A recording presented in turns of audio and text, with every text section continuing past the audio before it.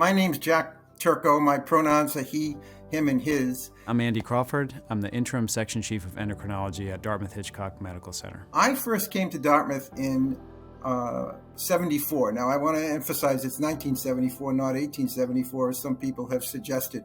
And I came along with my wife. We had just gotten married, and I was an intern at Dartmouth.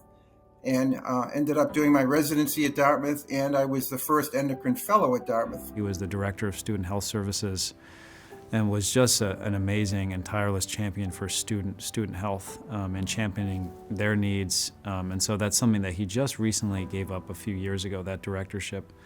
So that was a huge part of his life and a huge passion of his. I can honestly say I never heard the word transgender in medical school. I can remember 1982, somebody named Tricia called the medical center and said, I want to take hormones to live as a woman.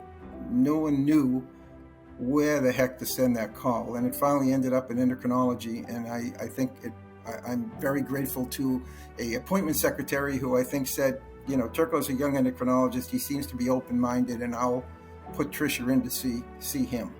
And my education started that day when Tricia walked in. He opens his mind and heart to listen to patients' concerns, and that's the first step to building a trusting relationship with patients. We first, started off doing things like trying to educate the secretaries who were making the appointments over the phone, the ones that were checking patients in, the nurses, and so forth, to try to create. We couldn't just say we were trans-friendly. Come on in and see us in Dartmouth Hitchcock endocrinology. We had to walk the walk and to try to make sure our patients were treated with respect. He's been actively involved with lobbying at the State House, lobbying the governor to again provide the best possible care for these patients, their families, and to make the experience better for our providers. It took me 2 seconds to know why I got involved in this, and that's my wife.